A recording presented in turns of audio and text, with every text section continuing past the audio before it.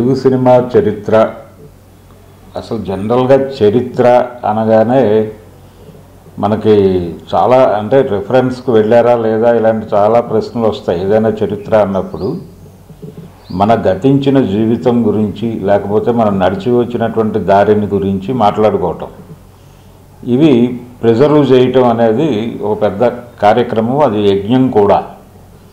అంటే మన లైబ్రరీలు ఇవన్నీ చేస్తున్నది అదే. ఒక అచ్చైనటువంటి పత్రికని జాగ్రత్తగా ప్రిజర్వ్ చేసి కొంతకాలం తర్వాత ఈ రోజున అది జనరల్గా చదివేస్తాం, కొంతకాలం తర్వాత అది రెఫరెన్స్ అవసరం అవుతుంది చరిత్ర చెప్పాలి అనుకున్నప్పుడు.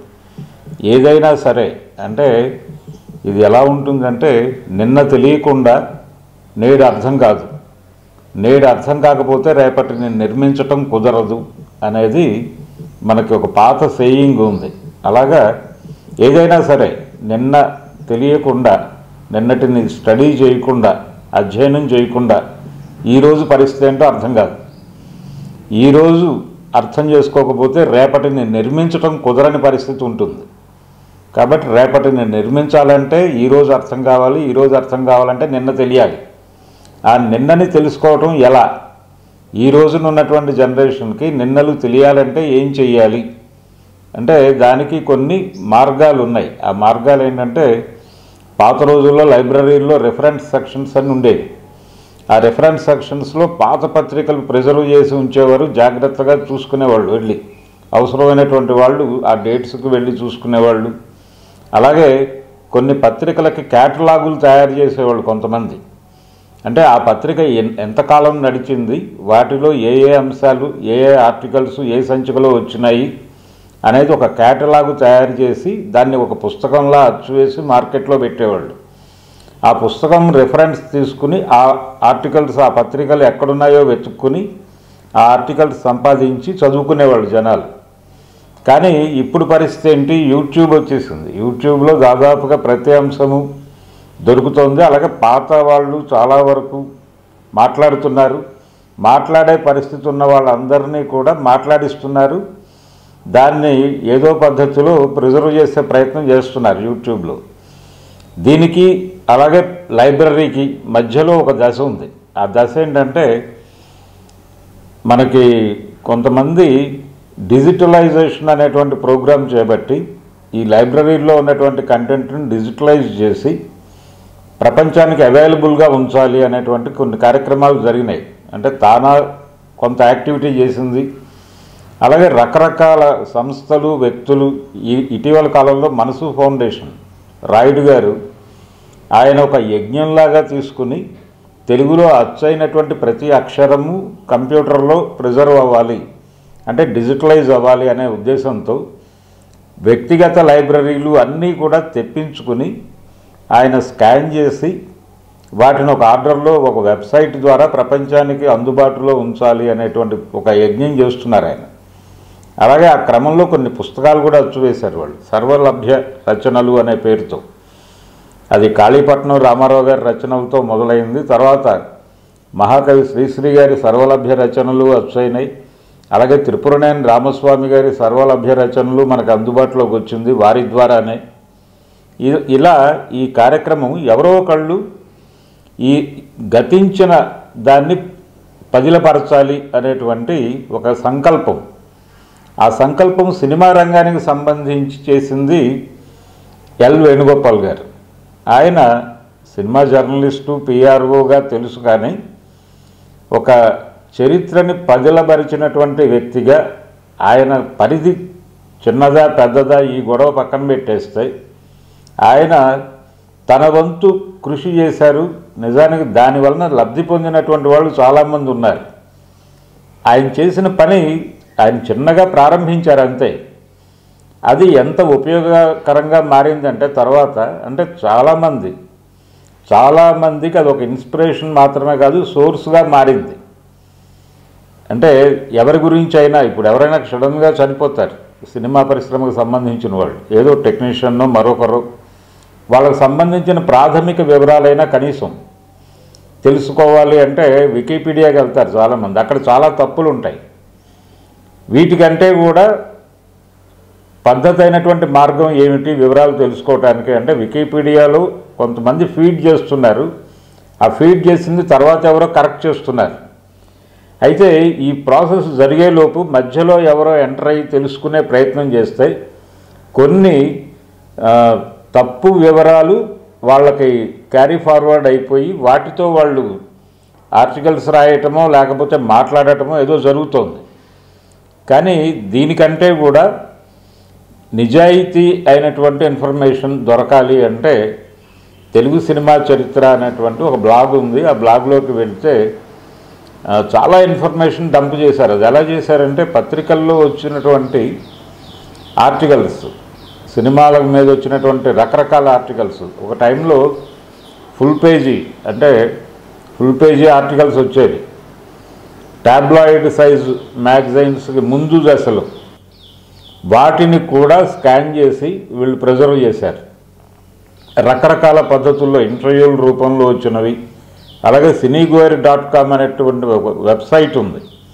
ఆ వెబ్సైట్లో వచ్చినటువంటి ఆర్టికల్స్ వాటన్నిటినీ తీసి దీనిలో కేటగారికల్గా వాళ్ళు భద్రపరిచారు. అంటే డైరెక్టర్స్ అని చెప్పి ఒక విభాగం, దానిలో డైరెక్టర్స్కి సంబంధించి వాళ్ళు ఇచ్చినటువంటి ఇంటర్వ్యూస్, వాళ్ళు వెబ్సైట్లకు ఇచ్చిన ఇంటర్వ్యూలు కావచ్చు, లేకపోతే వాళ్ళ గురించి పత్రికల్లో వచ్చిన ఇన్ఫర్మేషన్ కావచ్చు, వాళ్ళు పత్రికలకు ఇచ్చినటువంటి ఇంటర్వ్యూస్ కావచ్చు, వీటన్నిటినీ కూడా స్కాన్ చేసి అందులో పడేశారు.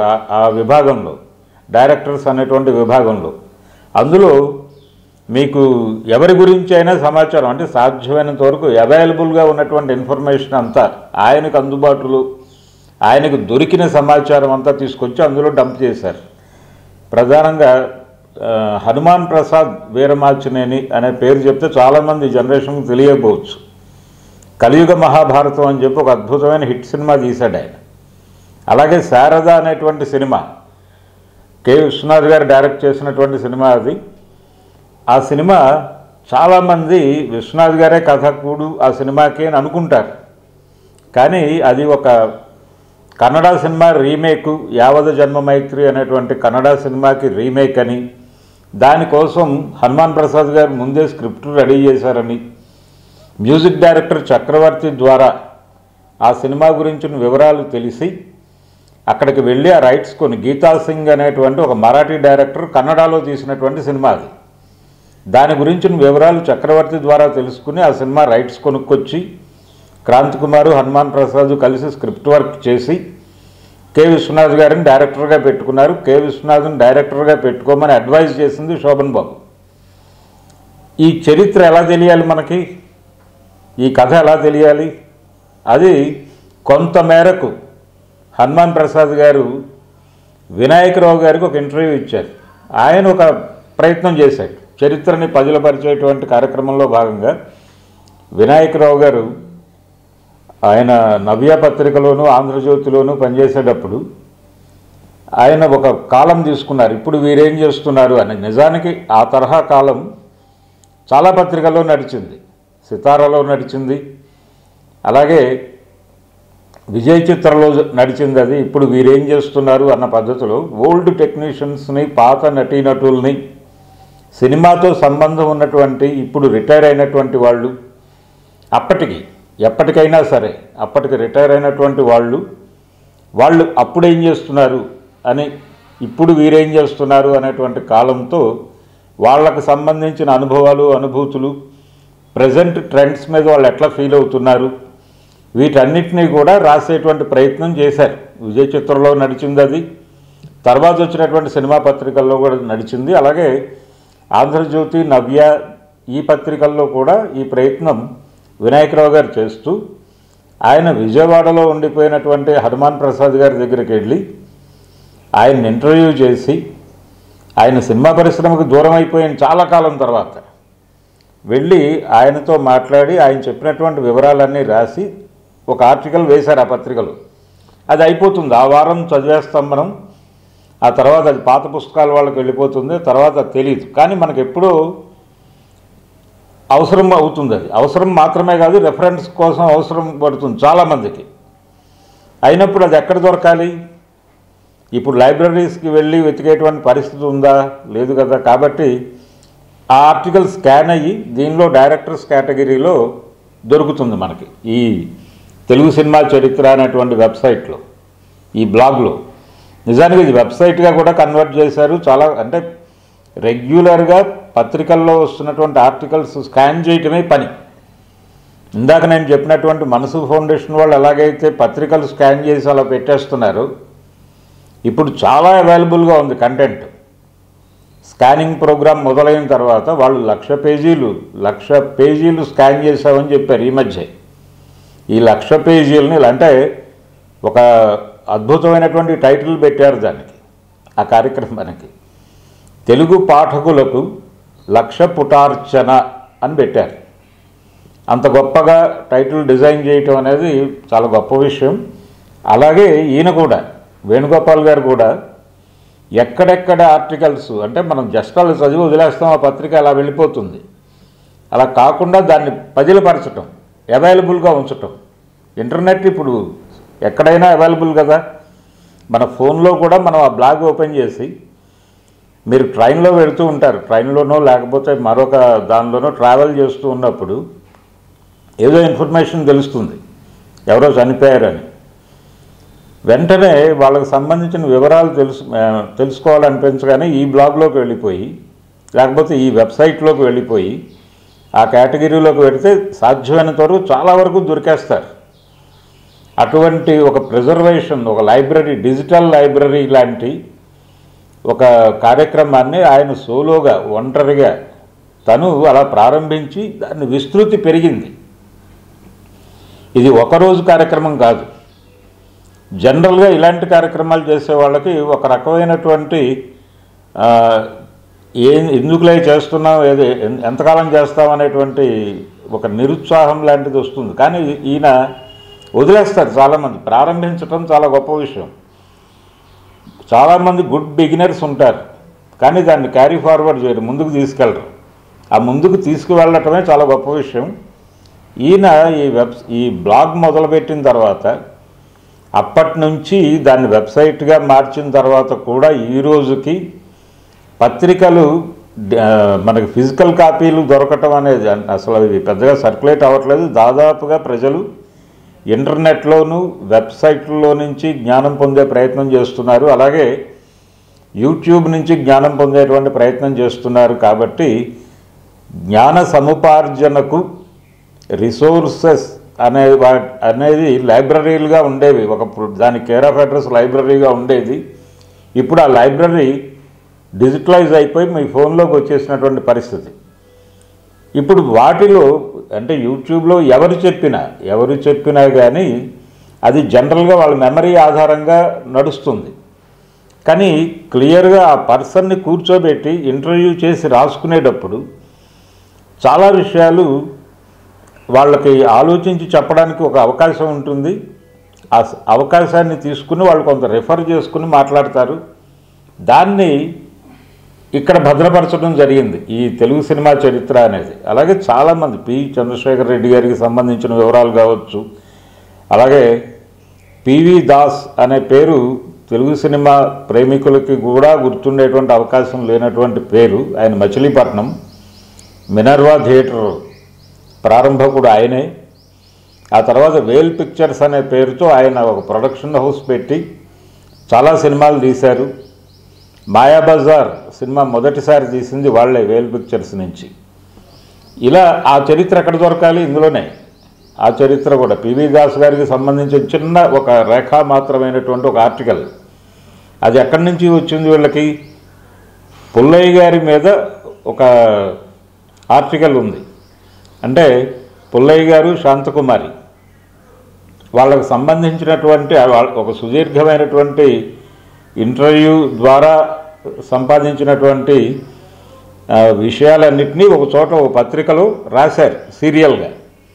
దాన్ని ఇన్ టోటల్ ఇందులో పూర్తిగా ఇందులో స్కాన్ చేసి పెట్టారు. దాంట్లో అంటే తెలుగు సినిమా ప్రారంభ దశలో ఉన్నటువంటి దర్శకుడు ఆయన పి పుల్లయ్య గారు. అలాగే సి పుల్లయ్య గారు, ఆయన చిత్తజల్లు పుల్లయ్య. ఆ చిత్తజల్లు పుల్లయ్య గారు తెలుగు రాష్ట్రాల్లో థియేటర్ నిర్మాణాన్ని ఒక ఉద్యమంగా నడిపినటువంటి వ్యక్తి. ఆయనకు సంబంధించినటువంటి ఆయన గతంలో వివిధ పత్రికలకు ఇచ్చిన ఇంటర్వ్యూలు, విజయ చిత్రంలో ఆయన గురించి వచ్చినటువంటి ఆర్టికల్స్ అవి కూడా ఉన్నాయి దీనిలో. అంటే తన టైంలో అవైలబుల్గా ఉన్నవి మాత్రమే కాదు. ఎల్ వేణుగోపాల్ గారు ఆయన కంటే ముందు తరం పత్రికల్లో కూడా అప్పటికే, అంటే ఈయన ఈ కార్యక్రమం మొదలుపెట్టే నాటికి ఆగిపోయినటువంటి పత్రికల్లో వచ్చినటువంటి ఆర్టికల్స్ను కూడా తనకి దొరికిన మేరకు తనకి, అంటే ఆయన ప్రయత్నం చేశాడు. ఆ ప్రయత్నంలో అప్పటికి ఆయనకి అవైలబుల్గా వచ్చినటువంటి అన్ని ఆర్టికల్స్ని తీసుకొచ్చి వాటిని స్కాన్ చేసి, చాలా అంటే స్కాన్ చేయటం అంటే ఏదో అలా స్నాప్ తీసి పెట్టడం కాదు, దాన్ని పూర్తి క్లియర్గా ప్రపంచానికి రీడబుల్గా ఉండేలాగా, చదువుకోవడానికి అనువుగా ఉండేలాగా వాటిని మీరు ఎల్లార్జ్ చేసి చదువుకోవచ్చు హాయిగా. అటువంటి రిజల్యూషన్లో ఆయన ఇందులో భద్రపరిచారు, ఈ బ్లాగ్లోను ఈ వెబ్సైట్లోను. ఇది చాలామంది, అంటే ఇప్పుడు చాలా ప్రసార మాధ్యమాల్లో రకరకాల విభాగాలు ఉన్నాయి కదా. ఇప్పుడు మనం టీవీ ఛానల్స్ ఉన్నాయి, అలాగే వెబ్సైట్లు ఉన్నాయి, యూట్యూబ్ ఛానల్స్ ఉన్నాయి. వీళ్ళందరికీ కంటెంట్ ఎక్కడి నుంచి కావాలి, జ్ఞానం ఎక్కడి నుంచి రావాలి, ప్రసరణ కావాలి అన్నప్పుడు ఇలాంటి సోర్సెస్ లైబ్రరీలకు వెళ్ళి చదివి అక్కడి నుంచి నోట్స్ రాసుకుని వచ్చి చేసేవాళ్ళు గతంలో. ఇప్పుడు ఆ పరిస్థితి లేదు కాబట్టి ఆ కంటెంట్ అవైలబుల్గా. ఇప్పుడు చాలా విచిత్రమైన విషయం ఏంటంటే, ఈ స్కానింగ్ అనేటువంటి కార్యక్రమం చాలా కాలం క్రితమే ప్రారంభమైంది. అది తానా వాళ్ళు చేశారు కొంత, ఇంకా వివిధ సంస్థలు, అంటే లైబ్రరీ కంటెంట్ దాదాపుగా రెఫరెన్స్ సెక్షన్స్ బలంగా ఉన్నటువంటి చాలా లైబ్రరీలో ఉన్నటువంటి పుస్తకాలు, పత్రికలు ఇవన్నీ డిజిటలైజ్ అయినాయి. దీనికి ముందు దశ ఏంటంటే మైక్రోఫిలిమ్స్ తీసేవాళ్ళు.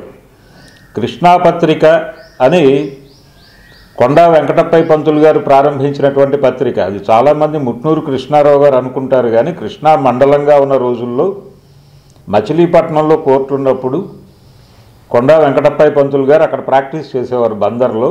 ఆ కృష్ణా మండల పరిషత్తు దాని రెఫరెన్స్లో నుంచి వచ్చిన టైటిలే కృష్ణా పత్రిక. ఆయన ప్రారంభించారు. ఆ తర్వాత ఆయన గుంటూరు వెళ్ళిపోయారు. ఎందుకు గుంటూరు వెళ్ళారంటే కోర్టు అక్కడ హైకోర్టు వచ్చింది, అక్కడికి వెళ్ళిపోయాడు ఆయన. వెళ్ళిపోయిన తర్వాత కృష్ణా పత్రిక ముట్నూరు కృష్ణారావు గారు నడపడం ప్రారంభించారు. ఆ పత్రిక కాపీలన్నీ కూడా మైక్రోఫిలిమ్స్లో భద్రపరిచారు. విచిత్రం ఏంటంటే ఇప్పుడు ఆ మైక్రోఫిలిమ్స్ చదవడానికి రీడర్ లేదు, దాంతో ఆ ఫిలిమ్స్ ఉన్నాయి. తెలుగు యూనివర్సిటీలోనూ ఉన్నాయి, అలాగే మనకి ఆర్కైవ్స్ ఉంది, స్టేట్ ఆర్కైవ్స్లో కూడా ఈ ఫిలిమ్స్ ఉన్నాయి. కానీ అవి చదవటం ఎలా అనేది ఒక ఇబ్బంది. అయితే ఈ ఇబ్బంది లేకుండా సాధనాల వెంకటస్వామి నాయుడు అనే ఆయన ఒక ఇండెక్స్ రాశాడు. కృష్ణా పత్రికలో ఏ ఆర్టికల్స్ ఏ పత్రికల్లో ఏ సంచికల్లో వచ్చాయి అని చెప్పి. ఖమ్మంలో ఉంటాడు ఆయన. ఆయన రాసినటువంటి పుస్తకం ఆధారంగా ఆ ఫిల్మ్స్ పట్టుకుని భూతద్దాలు పెట్టి వెతుక్కుంటూ ఆ డేట్ దగ్గరికి వెళ్ళి వాటిని స్కాన్ చేసి చాలామంది రకరకాల పద్ధతుల్లో అందులో ఉన్నటువంటి కంటెంట్ను వాడుకోవడానికి చాలా కష్టాలు పడుతున్నారు. ఇప్పుడు వాటిని డిజిటలైజ్ చేసే ప్రయత్నం ఒకటి మొదలైంది. కానీ ఈ డిజిటలైజ్ అవుతున్నటువంటి కంటెంట్ని ఎలా పొందాలి, ఎలా చూడాలి అనేది ఒక ప్రశ్న. చాలా కంటెంట్ డిజిటలైజ్ అయింది, కానీ అది అందుబాటులో అయితే లేదు. కానీ వేణుగోపాల్ గారు ఒక బ్లాగ్ పెట్టి ప్రపంచానికి అందుబాటులో ఉంచి దీన్ని చాలామంది చాలా పద్ధతుల్లో వినియోగిస్తున్నారు చరిత్ర తెలుసుకోవటానికి. అలాగే ఈ cinegoers.com అనేటువంటి ఒక వెబ్సైట్ నడిచింది. దానికి సంబంధించి చాలామందిని ఆ రోజుల్లో ప్రభు ఆయన ఈ మధ్య పుస్తకంగా వేశారు. తన cinegoers.comలోనూ అలాగే వివిధ పత్రికల్లో తను జరిపినటువంటి ఇంటర్వ్యూస్ అవన్నీ కలిపి ఒక పుస్తకంగా తీసుకొచ్చారు. కానీ అవి కూడా ఇందులో అవైలబుల్గా ఉన్నాయి. cinegoers.comలో ప్రభు గారు చేసినటువంటి ఇంటర్వ్యూస్ అన్నీ కూడా ఇందులో ఈ సినిమా చరిత్ర అనేటువంటి బ్లాగ్లో అవైలబుల్గా ఉన్నాయి. చాలా విషయాలు, అలాగే కృష్ణ గారికి సంబంధించినటువంటి విషయాలు ఆయన ఇంటర్వ్యూ ఎంత సమగ్రంగా చేశారంటే వీళ్ళు చాలా డీటెయిల్స్ని తీసుకొచ్చారు. దేవదాసు సినిమా జరిగేటప్పుడు, అది విడుదలైనప్పుడు జరిగినటువంటి గందరగోళం అందరికీ తెలిసిన విషయమే. అంటే నిజానికి అన్నపూర్ణ స్టూడియోస్ అనేది నిర్మాణం కావడానికి కృష్ణ గారు దేవదాస్ సినిమా తీయటం ఒక కారణం. అప్పటి వరకు నాగేశ్వరరావు గారి సినిమాలన్నీ సారథిలో షూటింగ్ జరుపుకునేది. ఈ కొత్త దేవదాస్కి, అంటే కృష్ణ గారు తీసుకున్నటువంటి దేవదాస్కి నవయుగ వాళ్ళు సపోర్ట్గా నిలబడ్డారు. ఆర్థికంగా నిలబడినప్పుడు దానికి పోటీగా నాగేశ్వరరావు గారు తన దేవదాసుని రిలీజ్ చేశాడు. డిఎల్ నారాయణ గారు కృష్ణ గారికి అమ్మాలని ట్రై చేశాడు, ఆయన కొనుక్కోలేదు. ఆయన బెంగాల్ నుంచి నేరుగా శరత్ కుటుంబం నుంచి రైట్స్ తీసుకున్నామనడం చేత ఇది అక్కర్లేదు అన్నాడు ఆయన. దాన్ని నాగేశ్వరరావు గారు తీసుకుని ప్రింట్లు వేసి ఆయన రిలీజ్ చేశారు. కంపారిజన్ వచ్చేసరికి కొత్త దేవదాస్ కలెక్షన్స్ డ్రాప్ అయినాయి, సినిమా దెబ్బతింది. దెబ్బతిన్నప్పుడు జనరల్గా ఆ రోజుల్లో పద్ధతి ఎలా ఉండేది అంటే డిస్ట్రిబ్యూటర్లు పెట్టినటువంటి పెట్టుబడి మొదట వచ్చినటువంటి డబ్బుల్లో తమ పెట్టుబడిని తాము తీసేసుకుని ఓవర్ఫ్లో ప్రొడ్యూసర్కి పంపేవారు. అసలు ముందు వచ్చేటువంటి డబ్బులే రాకుండా చేసింది ఈ సినిమా. దాంతో నాగేశ్వరరావు గారి మీద కోపం వచ్చింది, వాళ్ళకి చిన్న ఆగ్రహం వచ్చింది. ఆ ఆగ్రహం ఆర్థికంగా ఇబ్బంది పెట్టాడు అని. నవయుగ వారితో నాగేశ్వరరావు గారికి చాలా సన్నిహిత సంబంధాలు ఉన్నాయి. ఆయన అంటే దుక్కిపాటి మధుసూదన్ రావు గారు నవయుగ సంస్థలో కూడా భాగస్వామి. అలాగే అన్నపూర్ణ పిక్చర్స్లో కాట్రగడ్డ శ్రీనివాసరావు గారు భాగస్వామి. అంత అనుబంధం ఉంది వాళ్ళకి, వ్యాపార అనుబంధం ఉంది, సినిమా అనుబంధం ఉంది. కలిసి ప్రయాణం ప్రారంభించారు. నిజానికి ఆత్రేయ గారు ఒక ఆర్టికల్లో ఈ విషయం క్లియర్గా రాశాడు. నాగేశ్వరరావు గారి 25 ఏళ్ల సినిమా ప్రస్థానం మీద ఆత్రేయ గారు రాసిన ఆర్టికల్లో మొదటి వాక్యమే అక్కినేని నాగేశ్వరరావు ఎదుగుదల వెనకాల ఒక నిర్మాణ సంస్థ, ఒక పంపిణీ వ్యవస్థ ఉన్నాయి అని రాస్తాడు మొదటి వాక్యం. ఆ నిర్మాణ సంస్థ అన్నపూర్ణ పిక్చర్స్ దుక్కిపాటి మధుసూదన్ రావు గారిది అయితే, ఆ పంపిణీ వ్యవస్థ కాట్రగడ్డ శ్రీనివాసరావు గారి నవయుగ. ఆ నవయుగకి అక్కినేనికి మధ్య వచ్చినటువంటి డిస్ప్యూటు తర్వాత ఆయన అన్నపూర్ణ సారథి అప్పటికి నవయుగ వారి కంట్రోల్లో ఉండేది.